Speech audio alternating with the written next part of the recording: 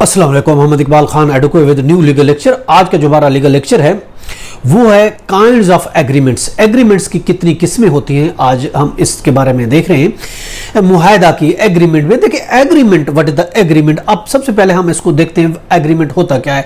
Agreement को देखें define अगर हम करते हैं, डेफिनेशन है अंडर सेक्शन 2E में कॉन्ट्रैक्ट एक्ट 1872 में अगर हम देखते हैं तो इसको डिफाइन किया गया है, यानी every promise are set of promises forming consideration of each other is an agreement. इस ये एग्रीमेंट को डिफाइन किया गया है, यानी कि मुआहदा पार्टियों के दरमियान वो वादा है या एक दूसरे के दरमियान जो कंसिडरेशन बनाता है, that is called agreement.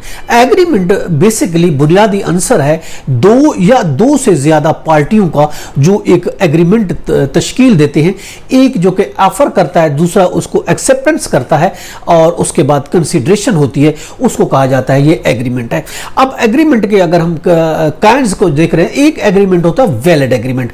Valid agreement क्या होता है? देखिए वैलिड एग्रीमेंट जिसको डिफाइन किया गया अंडर सेक्शन 2 सबसेक्शन H और कॉन्ट्रैक्ट एक्ट का है, उसमें इसको डिफाइन किया गया है कि वैलिड एग्रीमेंट क्या आता है, यानी हर वो एग्रीमेंट, हर वो मुआहदा जो कानून में काबिल अमल है, जो लॉ में इन्फोर्सेबल है, that is called valid agreement.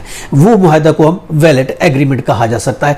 अब इस वैलिड एग्रीमेंट में देखें वो सेक्शन 2 अगर हम B देखते हैं उसमें यह कहा गया कि प्रॉमिस होना चाहिए। सेक्शन 2 सबसेक्शन D में अगर देखते हैं उसमें कंसिडरेशन होनी चाहिए, और सेक्शन 2 सबसेक्शन E में अगर हम देखते हैं कि जब मुआहदा किसी के दरमियान एक एग्रीमेंट तश्कील देता है तो उसको मुआहदा बनता है, वो एक वैलिड मुआहदा बनता है। जब मुआहदा किसी कानून की खिलाफ वर्जी नहीं करता उसको कहा जाता है कि दिस इज द एग्रीमेंट। दूसरी किस्म जो एग्रीमेंट है that is called wide agreement. Wide agreement जो किसी कानून की प्रोविजन को वायलेट करे उस एग्रीमेंट को कहा जाता है this is the wide agreement.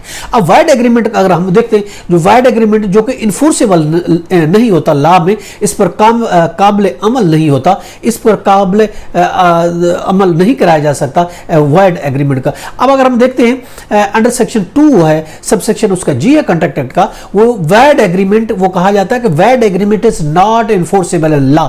Law में इस एग्रीमेंट को इन्फोर्स नहीं किया जा सकता।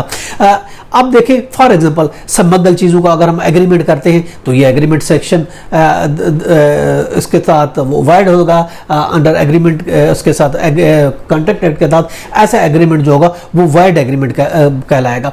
अब देखिए इसमें बहुत से एग्रीमेंट, मुख्तलिफ किस्म के एग्रीमेंट्स हैं जो कि दिए गए हैं सेक्शन 56 में दिए गए हैं, 26 में दिया गया है, 26। अब हम देखते हैं कि कौन कौन से हैं ये एग्रीमेंट्स हैं जो कि वाइड एग्रीमेंट में आते हैं। देखिए अंडर सेक्शन 26 है कॉन्ट्रैक्ट एक्ट का, उसमें क्या कहा गया है कि agreement in restaurant of marriage, ऐसे एग्रीमेंट जो मैरिज को रेस्ट्रेंट करे वो भी वाइड एग्रीमेंट हो गए। और अंडर सेक्शन 27 कहा गया कॉन्ट्रैक्ट एक्ट में ऐसे एग्रीमेंट जो कि किसी ट्रेड को वो करें, रिस्ट्रेंट करें, वो भी वाइड एग्रीमेंट हो गए। और इसी तरीके से 28 में कॉन्ट्रैक्ट एक्ट में कहा गया ऐसे एग्रीमेंट जो कि किसी प्रोसीडिंग को रिस्ट्रेंट करें वो भी वाइड एग्रीमेंट कहलाएंगे। और ऐसे एग्रीमेंट जो अनसर्टेन किस्म की चीजों के बारे में जो कि सेक्शन 29 है कॉन्ट्रैक्ट एक्ट का, ऐसे एग्रीमेंट भी वाइड एग्रीमेंट सेक्शन 30 में भी गया है जो कि वीगर के बारे में एग्रीमेंट है, वो भी हमारे एग्रीमेंट, ऐसे एग्रीमेंट भी कहलाएंगे कि ये वाइड एग्रीमेंट है।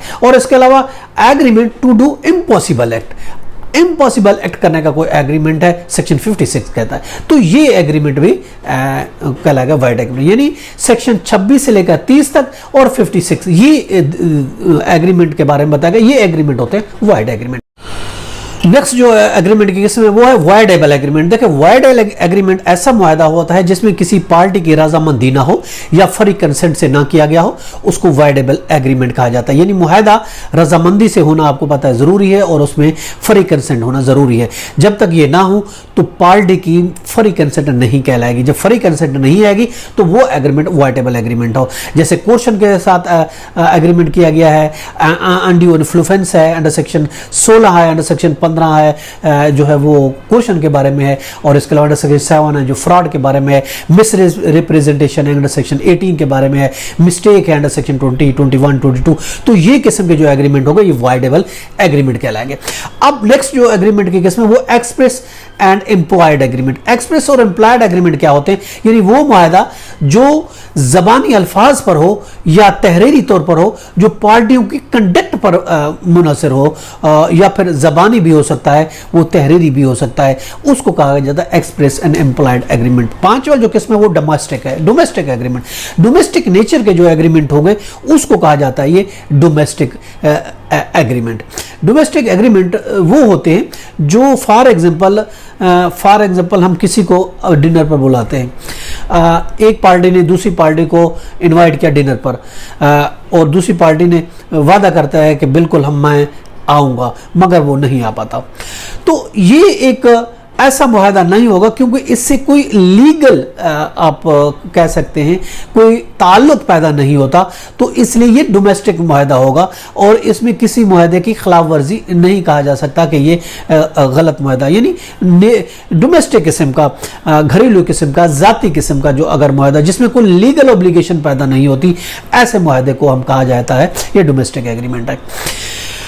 और ऐसा इसके अलावा नेक्स्ट जो हम बता रहे हैं वो अनइनफोर्सेबल या इलीगल एग्रीमेंट कौन से होते हैं, वो एग्रीमेंट जो कानून में या किसी लॉ की प्रोविजन में जिनको मना किया गया है, इस तरह के मुआहदे को कहा जाएगा ये अनइनफोर्सेबल, जो इन्फोर्स नहीं किए जा सकते लॉ में, जो इलीगल किस्म के एग्रीमेंट हो, जो किसी प्रोविजन में क्लियरली तौर पर मना किया गया हो, ऐसे एग्रीमेंट्स को कहा जाएगा ये इलीगल एग्रीमेंट है। तो ये आज हमने पढ़ा मुख्तलिफ किस्में एग्रीमेंट्स की। This was today legal lecture. इसके साथ मुझे इजाज़त दें, कर फिर मिलेंगे एक नए लीगल लेक्चर के साथ। उस वक्त तक इजाज़त, अपना बहुत ख्याल रखिएगा। अल्लाह हाफ़िज़।